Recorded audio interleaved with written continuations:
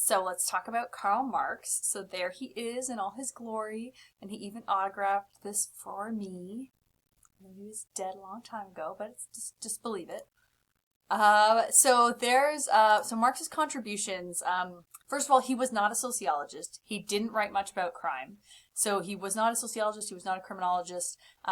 He was actually a revolutionary German economist. But sort of since he put all of his ideas out there from an economic perspective, subsequently sociologists and criminologists have debated his philosophy to death, and many have tried to apply Marxist thought to the study of society and crime. So he's still definitely the most widely cited political philosopher in the social sciences, and he's also the most widely debated social philosophers of all time. So his most well-known works were probably the Communist Manifesto and Das Kapital. And so basically these were about, his Communist Manifesto was all about oppressive labor conditions and how workers are dehumanized and that human relations are controlled by economic structures. And so he was very influential in the workers' movement, and of course in propagating ideas about communism and socialism, which are not the same thing. Socialism is not communism. But one of his big and sort of analytical methods was called dialectical materialism, or historical materialism as it's sometimes known. But basically it's these ideas that there are groups that exist that are dialectical pairs or polar opposites. So you have slave owners and slaves, you have landlords and serfs, and capitalists and workers. And if you apply kind of this dialectical approach to various socioeconomic forms, the way that Marx did, you would argue that slave owners depend upon slaves and the control of the means of production to operate an economy based upon slavery. Slaves are inextricably bound to the slave owners, and the slave owners are the ones who control the means of production and keep them in slavery. So, and the same is true with feudalism, where you have the landlords own the means of production, which is the farmland, but they couldn't operate them without the serfs, who are the people that they hire to work the land. The serfs wouldn't exist without the feudalist system and without those landlords. And then the same thing when we look at sort of a more modern system of capitalism. We have the capitalists and the workers. You have the capitalists that own the means of production, and the workers are the ones that do the actual work. But again, they both depend on each other. So these are the dialectical pairs. They are polar opposites, but yet they depend on each other for their existence. The landlords wouldn't be able to do anything with their land if they didn't have the serfs to work it. The capitalists can't do anything with all these companies that they own if they don't have the workers to do it. And similarly, the workers wouldn't be able to survive without the paycheck that they get from the capitalists. And the serfs wouldn't be able to survive without being able to live on the land that they worked.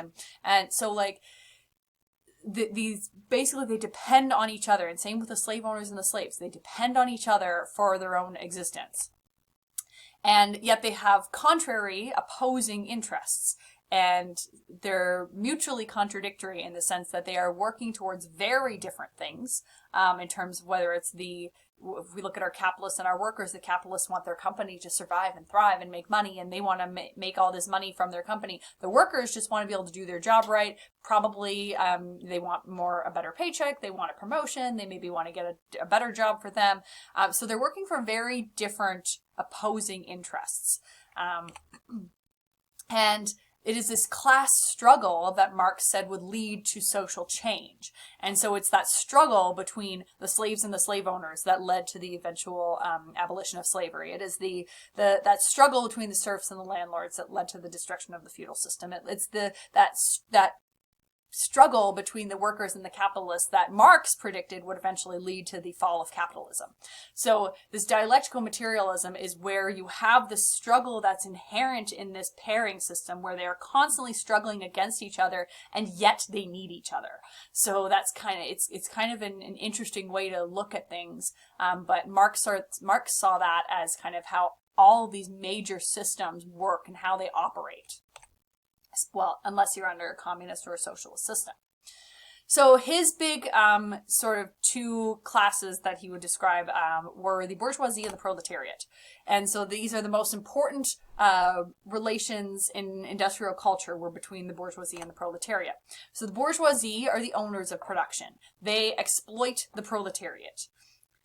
Whereas the proletariat are the people who do the actual work, and they are the exploited. So in Marx's view, you are either exploiting somebody or being exploited. Those are the only two positions to occupy in society. And so he saw the capitalist bourgeoisie as mercilessly exploiting the proletariat. The work carried out by the proletariat created great wealth for the capitalist. The products were created in the factories themselves, and then they were sold for more than the value of the labor itself, so more than the workers' wages. So, for example, a factory worker gets paid $5 to produce, say, a yard of cloth. The capitalist then sells that cloth for $15. In his way, the capitalist who controls the process of production makes the profit, but the worker doesn't benefit from this added value. And so he fails to benefit from basically the fruits of his own labor.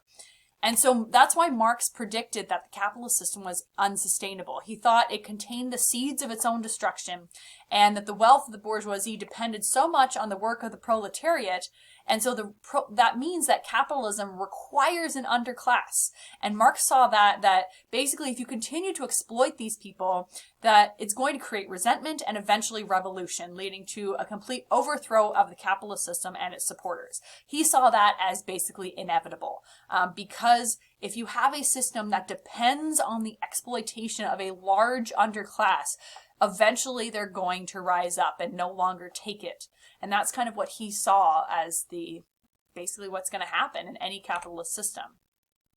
So the basic position then of Marxist thought is that capitalism is exploitative in the sense that it requires that exploited underclass.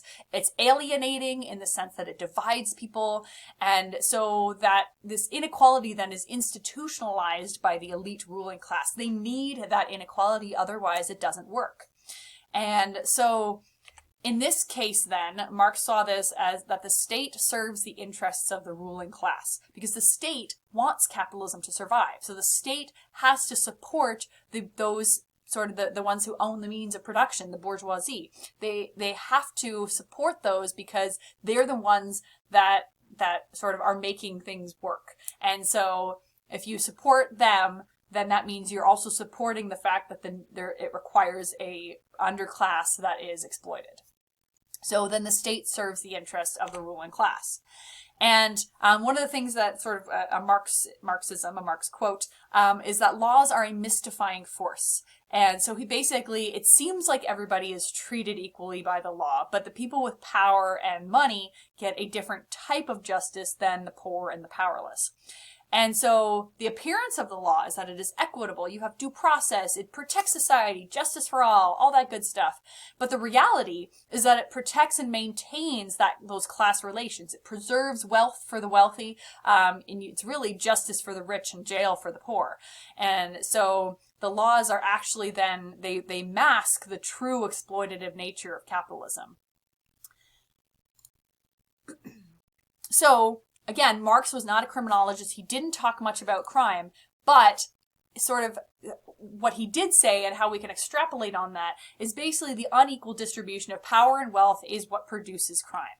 So crime is a result of social conflict, and it's this connection between criminality and the inequities in the capitalist system.